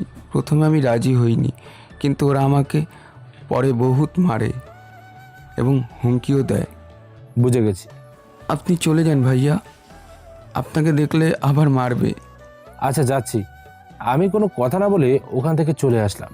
মনের মধ্যে খুব কষ্ট হচ্ছে। কষ্ট কাকে বলে এসব ছেলেমেয়েরা ছাড়া কেউ জানে না। দুদিন প্রেম করে ছ্যাঁকা খেলেই সব কষ্ট হয় না। কষ্ট কি সেটা এতিম আর গরিব ছেলে মেয়েরাই জানে। ছেলের কথাগুলো কানে বারবার বাজছিল। কতই না কষ্ট হয় ওদের। এমন কষ্ট আমিও পেয়েছি, তাই আমিও জানি কষ্ট কেমন হয়। কিন্তু আমি কি করতে পারি? কি করলে ওদের উপকার হবে? আমার কাছে তো টাকা পয়সাও নেই যে ওদের সাহায্য করব। এমন সময় বাংলা সিনেমার কথা মনে হলো। নায়ক এমন পরিস্থিতিতে গিয়ে ওদের সাহায্য করছিল, ওদের মেরে এতিম ছেলেদের রক্ষা করেছিল। কিন্তু আমি তো কোনো সিনেমার নায়ক না, আর আমি তো তেমন মারপিটও জানি না। কি করে ওদের সাহায্য করব? মাথায় কাজ করছিল না। অনেক চিন্তা করলাম, কিন্তু কোনো সমাধান পেলাম না। এবার সিদ্ধান্ত নিলাম, যা হবে হোক, আমি ওদের সাহায্য করব। এটা ভেবে হাঁটতে লাগলাম। কোথায় যাচ্ছি জানি না, আর তারা কোথায় থাকে সেটাও জানি না। একটু হেঁটে সেই ছেলেটার কাছে গিয়ে দেখি সে এখনো বসে আছে। আমার মাথায় বুদ্ধি চলে আসলো। আমি ওকে টার্গেট করে দূরে গিয়ে বসলাম। অনেকক্ষণ থেকে বসে আছি, কিন্তু সেই ছেলেটা যায় না। এবার দুপুর গড়ালো, আমি ওখানে বসে আছি। সেটা এবার উঠে দাঁড়ালো, এদিক ওদিক তাকিয়ে হাঁটতে লাগলো। এটা আমি দেখে তার পেছনে আমিও হাঁটতে লাগলাম। হাঁটতে হাঁটতে কিছুক্ষণ পর এক বিশাল জায়গায় চলে আসলাম। চারিদিকে মানুষজনের আনাগোনা, ছোট ছোট ছেলে মেয়েদের বেশি। আমি ভেতরে চলে গেলাম। দেখলাম অনেক কয়টা ছেলে মেয়ে সবাই কাজ করছে, কেউ বা বসে আছে। আমি সোজা সেই আগের ছেলেটার কাছে গেলাম। আমায় দেখে তো সে চমকে গেল। ভাইয়া, তুমি এখানে কেন? চলে আসলাম। চলে যাও, নয়তো জাকির দেখতে পেলে ওর লোক দিয়ে মারবে। আমার কিচ্ছু হবে না, তুমি চলে যাও। ভয় পেও না। আমি ছেলেটার সাথে কথা বলছিলাম। একটু পর জাকির চলে আসলো। জাকির আসতেই সব ছেলে মেয়ে টাকা জমা দিতে লাগলো। যার টাকা কম হচ্ছে তাকে মারছে, বকছে, লাত্তি মারছে। এটা দেখে খুব রাগ হলো। অবশেষে অনেক কিছু হবার পর জাকিরের সাথে কথা বলতে লাগলাম। আপনি এসব কেন করছেন? তুই কে আর এখানে কি করছিস? আমি এসব এতিমদের বাঁচাতে এসেছি। আমার ব্যবসায় লস লাগানোর ক্ষমতা কারণ নেই। ব্যবসা? হ্যাঁ, এদের দিয়ে আমি কোটি কোটি টাকা ইনকাম করি। এটা ভুল, এটা ঠিক নয়। আমার ঠিক ভুল দেখার টাইম নেই। আমার টাকা চাই, টাকা। এসব এতিম ছেলে মেয়েদের দিয়ে তুমি অন্যায় করছো। তুই কি আমায় ন্যায় অন্যায় শেখাবি? না, ঠিক এটা ঠিক নয়। এরা এতিম বলে তাদেরকে এভাবে কষ্ট দেওয়া ঠিক নয়। কষ্ট কোথায় দিলাম? আমি তো শুধু আমার বিজনেস করতেছি। আমি আর করতে দেবো না। এসব এতিমদেরও শান্তিমতো বাঁচার অধিকার আছে। সেটা তো আমি দিচ্ছি, শান্তি মতো বাঁচাতে। না, তারা শান্তিতে বাঁচছে না, তারা কষ্টে কষ্টে শেষ হচ্ছে। সেটা আমার সাথে হবে, তুই এর মধ্যে নাক গলাবি না। আমি এদের বাঁচাবো। কি তুই বাঁচাবি? যে কিনা নিজের চুরি করে দিন পার করে। হ্যাঁ, আমি চুরি করেই এদের চালাবো। আচ্ছা, একটা খেলা খেলা যাক। কি? আমি মানলাম তুই চুরি করে এদের বাঁচাবি, তবে এক কাজ কর, আমার হাত থেকে আগে বাঁচা। মানে? ভয় নেই, তুই আমার একটা কথা রাখবি, তাহলে আমি এদের মুক্তি করে দিব। কি কথা? আজ থেকে কয়েকদিনের মধ্যে ইন্ডিয়া থেকে ডায়মন্ড পাচার হবে, যার মূল্য কোটি কোটি টাকা। সেটা যদি আমার হাতে তুলে দিতে পারিস তাহলে এইসব এতিম তোর। আমি পারবো। এত সহজ না। সহজ করে নেব। আর যদি না পারিস তাহলে এদের মধ্যে কেউ বাঁচবে না। আমি রাজি। হ্যাঁ, তোকে মরার একটা চান্স দিলাম। আমি আমার কথা রাখবো, তুই তোর কথা রাখবি। হুম। তারপর জাকিরের সাথে কথা ফাইনাল করে বেরিয়ে পড়লাম। সেদিন থেকে আমি ছোটোখাটো চুরি ছেড়ে দিয়েছি। যখন শুনতাম কোথাও কিছু পাচার হচ্ছে তখন সেখানে হাজির হতাম। ডায়মন্ড পাবার জন্য পুলিশের সাহায্যের প্রয়োজন ছিল, তাই ব্যাংক থেকে টাকা চুরি করে পুলিশের হাত ধরি। থুক্কু, পুলিশ আমার হাত ধরে, আর পুলিশ নিজেই আমার পথ বের করে দেয়। ডায়মন্ড কোথায় কখন আসবে সেসব খবর পুলিশ বলতো। তারপর যা হয়েছে তা তো আপনারা জানেন। চলেন বাস্তবে যাই। ম্যাডামকে বাসায় রেখে আমি আমার বাসায় যাচ্ছিলাম, আর এইসব ভাবছিলাম। ভাবতে ভাবতে আমার বাসায় চলে আসলাম। বাসা বলতে সেই বাসা নয়, আমার বাবা মা ভাই বোন বলতে কেউ নেই। আমি হোটেলে থাকি, একা, সাথে কেউ নেই। হোটেলে এসে রুমে গেলাম, তারপর শার্ট খুলে খাটের ওপর ফেলে দিলাম, আর আমি বসে পড়লাম। আমার মাথায় শুধু একটাই চিন্তা, ডায়মন্ড কি করে হাতে পাবো। এদিকে মারুফের কোনো খোঁজ খবর নেই, জানি না সে নকল ডায়মন্ড নিয়ে কোথায় গেছে। ঠিক এমন সময় দরজা কে যেন নক করলো। আমি উঠে গিয়ে দরজা খুলে দিলাম। দরজার ওপাশে মারুফ দাঁড়িয়ে আছে। আরে মারুফ, তুই? হ্যাঁ ভাই, বাঁচতে বাঁচতে মরে গেছি। কেন, কি হয়েছে? ছবিগুলোর লোকেরা তোকে ধরেছিল নাকি? না, তাহলে? পরে বলছি, আগে ভেতরে চল। আয়। তারপর মারুফকে নিয়ে ভেতরে আসলাম। বল, এতদিন কই ছিলি? আর বলিস না, আমি সেদিন খুব ভয় পেয়ে গিয়েছিলাম বন্ধু। তাই নাকি? হ্যাঁ রে, তো কোথায় গিয়েছিলি? আমার এক আত্মীয়র বাসায় গিয়েছিলাম। আমি তো ভাবছি আবার প্রেমিকার কাছে গেলে নাকি। কি যে বলিস না। কি, সত্যি তো বললাম। রাগ তোর সত্যি। ও মা, কি হলো? বাদ দে, বল তুই জেল থেকে বাসায় কি করে? ওসব আর শুনিস না, অনেক কাহিনী। বল, কাহিনী শোনার ইচ্ছে আছে। তেমন কিচ্ছু না, ম্যাডামের সাথে পালাইছি, আর তাকে পড়ানোর জন্য আমি এখানে। বলিস কি? তবে এখন দয়া হয়েছে বলে এখানে। যখন আবার পুলিশ ম্যাডাম হবে তখন আবার ধরে নিয়ে যাবে। তাহলে ম্যাডামকে পটিয়েই নিলি? ধুর শালা, ম্যাডামকে পটানো এত সহজ কাজ নয়, বুঝলি? তোর দ্বারা হবে না। হবে হবে, আগে আমার কাজটা শেষ করি। ভাই, শফিকুল খুব চালাক, নকল ডায়মন্ড রেখেছে। এখন কি করবি? সেটা কালকে দেখা যাবে। খাওয়া দাওয়া করেছিস? না, করবো না। আমি করেছি। আচ্ছা চল ঘুমাই। তারপর আমি আর মারুফ ঘুমাতে গেলাম। রাতে ভালোই ঘুম হলো, কিন্তু মাথায় চিন্তা ঘুরপাক খাচ্ছে। হাতে খুব অল্প সময়, এর মধ্যেই সব কিছু করতে হবে, নয়তো আর কিচ্ছু করা যাবে না। চিন্তা করতে করতে ঘুমিয়ে গেলাম। ঘুমটা বেশ ভালোই হলো। সকালে পাখির কিচিরমিচির গান শুনে ঘুম ছুটল। ঘুম থেকে উঠে ফ্রেশ হলাম, এরপর দুজন মিলে নাস্তা করলাম। এবার কি প্ল্যান করবি?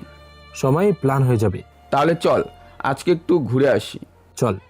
তারপর আমি আর মারুফ ঘুরতে বের হলাম। গল্প করছি আর রাস্তা দিয়ে হাঁটছি। মিষ্টি সকালের রোদ, ফুরফুরে বাতাস, এরকম সুন্দর পরিবেশে হাঁটতে সবারই ভালো লাগে, আমারও লাগছিল। কিন্তু সেটা আর বেশিক্ষণ স্থায়ী হলো না। হঠাৎ সামনে এসে পুলিশের গাড়ি থেমে গেল, আর তাতে বসেছিল আমার পুলিশ ম্যাডাম।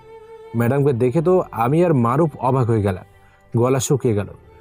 নিশ্চয়ই আমায় ধরতে আসছে। কি মেয়ে রে বাবা, এত বড় উপকার করলাম তবুও শাস্তি মাফ করে না। আমি মারুফের মুখের দিকে তাকিয়ে আর মারুফ আমার মুখের দিকে তাকাচ্ছে। এদিকে পুলিশ ম্যাডাম গাড়ি থেকে নামলো। আমরা পাথরের মতো দাঁড়িয়ে আছি। ম্যাডাম গাড়ি থেকে নেমে লাঠিটা হাতে নিয়ে আমার দিকে আসতে লাগলো। রেডি হ। ধুর, চুপ থাক। আমার মনে হচ্ছে অন্য কোনো কেস আছে। মানে হলো ম্যাডাম তোকে অ্যারেস্ট করতে আসেনি। তোকে পূজা করতে আসছে? আগে দেখ কি করে। চুপ থাক। ম্যাডাম আমাদের সামনে আসলো। আমি মাথা নিচু করলাম। High madam. চল। ম্যাডাম হঠাৎ আমার হাত ধরে চল বলল। আমি তো চমকে গেছি। কিন্তু ম্যাডাম। চুপ। চলেন। ম্যাডাম আমার হাত ধরে গাড়ির সামনে নিয়ে আসলো। আমি গাড়িতে উঠে বসলাম, কারণ আমি জানি ম্যাডাম আমায় গাড়িতে বসাবে, তাই আমি আগে থেকেই গাড়িতে বসলাম। ম্যাডাম শুধু একবার আমার দিকে তাকিয়ে গাড়িতে উঠে পড়লো আর গাড়ি স্টার্ট দিল। রাস্তার মধ্যে কেউ কোনো কথা বললাম না, চুপচাপ হয়ে আছি। কিন্তু মন বলছে ওর সাথে কথা বল, কিন্তু সাহস হচ্ছে না। আমি দুনিয়ায় কাউকে দেখে এতটা ভয় পাই না যতটা ভয় পেয়েছি ম্যাডামকে দেখে। কেন জানি এক অন্যরকম ভয় কাজ করছে। জানি না এর নামই কি ভালোবাসা নাকি। তবে আমি শুধু এটা জানি, আমি ম্যাডামকে ভালোবাসি, আর কিচ্ছু জানিও না, আর জানতেও চাই না। আমি আর চোখে ম্যাডামের দিকে বারবার তাকাচ্ছি, কিন্তু ম্যাডাম একবারও তাকায় না। কিন্তু কেন জানি মনে হচ্ছে ম্যাডামের মনে কিছু একটা হচ্ছে। এভাবে আর চোখে তাকাস কেন? আর সরি ম্যাডাম, আসলে আমি দেখছিলাম আপনি কিভাবে গাড়ি চালান। হয়েছে, আর মিথ্যা বলতে হবে না। আমি মিথ্যে বললে আপনি কেমনে জানবেন? তার মানে আপনি আমায় ভালোবাসেন? এখানে ভালোবাসার কি হলো? শুনেছি ভালোবাসার মানুষটাকে মনের কথা বুঝতে পারে। ভুল শুনেছিস। পুলিশেরা মানুষের চোখ দেখলেই আন্দাজ করতে পারবে সে কি ভাবছে। ও মা, তাই নাকি? ইয়েস। তাহলে বলুন তো আমি এখন কি ভাবছি? তোর চোখ দেখে বোঝা যাচ্ছে লুচ্চামিতে ভরা। একদম ঠিক। আমি ভাবছি হিন্দি সিনেমার নায়ক আর নায়িকা যেভাবে কিস করে সেভাবে যদি আমি কি বলার শেষ না করতেই ম্যাডাম ইয়া বড় বড় চোখ করে আমার দিকে তাকালো। এটা দেখে তো আমার সব শেষ, সব রোমান্স হারিয়ে গেল। না, কিচ্ছু না। হিন্দি সিনেমা কে যে দেখে, ছি, একদম লুচ্চা। তুই ছাড়া আবার কে দেখবে? বাপরে, এত বড় কথা বললাম তবুও খুশি হলো না? তার মানে আমি যা ভাবছি তাই? কি? আচ্ছা জানেন ম্যাডাম, ছোট থেকে না আমার খুব শখ জিএফকে। মুখে লাগাম দে। আরে ম্যাডাম, আপনি তো আমায় ভালোবাসেন, তাহলে এত বাহানা কিসের? হ্যাঁ, ধবাস করে একবার কি। চুপ, একদম চুপ। অনেকক্ষণ ধরে তোর বকবক শুনেই যাচ্ছি। কি শুরু করেছিস? হ্যাঁ, তোর কি মাথা খারাপ? তোর আর আমার তফাৎ বুঝে। তুই চোর আর আমি পুলিশ। কি করে ভাবলি আমি তোকে ভালোবাসবো? আন্দাজি কথাবার্তা বলিস। নিজের জায়গায় থাক, বেশি বাড়িস না, বুঝলি? আমার এসব একদম পছন্দ না। সরি ম্যাডাম, আর হবে না। কথাটা মনে রাখিস। জি। চোর হয়ে আসছে প্রেম করতে। শুধু শুনে যাচ্ছি। এসব সব আরও অনেক কথা বললো ম্যাডাম। কথাগুলো কলেজে আঘাত করলো। খুব কষ্ট হলো ম্যাডামের কথা শুনে। তবে ম্যাডাম তো ঠিকই বলেছে, সামান্য একজন চোর হয়ে পুলিশের সঙ্গে প্রেম করতে যাচ্ছি, যা কখনো সম্ভব নয়। আমি মনে হয় একটু বেশি ভেবে ফেলেছিলাম। যা হওয়া ঠিক ছিল না, আমি বুঝে গেছি। ম্যাডাম আমায় পছন্দ করে না, বরং ঘৃণা করে, যা আমার আগেই বোঝা উচিত ছিল। অযথা পাগলামি করে বসলাম। না জেনে শুনে কথা বলাটা মনে হয় ঠিক হয়নি। না জানি ম্যাডাম কি না কি ভেবে নিয়েছে। Sorry madam. আমি ভাবছিলাম হয়তো আমার মতো আপনিও আমায় ভালোবাসেন, কিন্তু চোরকে কেউ ভালোবাসে না, সবাই ঘৃণা করে, এটা ভুলে গিয়েছিলাম। আসলে কখনো প্রেমে পড়িনি তো। জীবনে প্রথম আপনার দেখে ভালো লেগেছিল, আর কখন যে ভালোবাসা হয়েছে বুঝিনি। আবার শুরু করলি? আর করব না, শুধু আপনি আমায় মাফ করে দেন প্লিজ। ওকে। ধন্যবাদ। নিজেকে সামলে নিলাম, খুব কষ্ট হচ্ছে। জীবনে এমন কষ্ট কোনোদিনও হয়নি, আজ প্রথম এমন কষ্ট পেলাম। আজ বুঝলাম মানুষ কেন প্রেম করতে চায় না। আমি চোখ বুজে ম্যাডামের সামনে থেকে সরে গিয়ে বসলাম। যদিও বিষয়টা ম্যাডাম খেয়াল করলো, কিন্তু কিছু বললো না, মুচকি হাসলো। আমি চোখ বুজে ম্যাডামের থেকে সরে গিয়ে বসলাম। যদিও বিষয়টা ম্যাডাম খেয়াল করলো, কিন্তু কিছু বললো না, মুচকি হাসলো। এই হাসি দেখেই একদিন আমি পাগল হয়েছিলাম, আর আজ এই হাসির জন্যই আজ দূরে সরে গেলাম। কি আজব বিষয়, যার জন্য এত পাগল সে নিজেই বলে আমি নাকি পাগল। মনের কষ্ট মনেই রাখলাম। অন্যদিকে তাকিয়ে রাস্তা দেখছিলাম, দেখলাম একটা ছেলে আর একটা মেয়ে হাত ধরে হাঁটছে।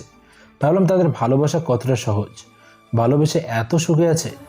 আর শালা আমি ভালোবাসা শুরু না করতেই শেষ হয়ে গেল।